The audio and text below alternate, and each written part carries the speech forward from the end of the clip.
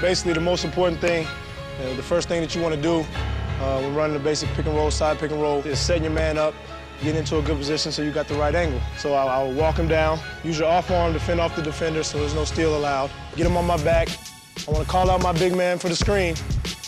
As he comes up, I get into his body so I can use the screen, come off low and hard. I want to go shoulder to shoulder, as close as I can to Booz, so he can't get through.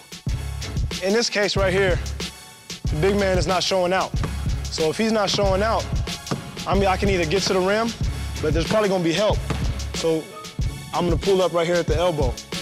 1-2 dribble, pull up jumper.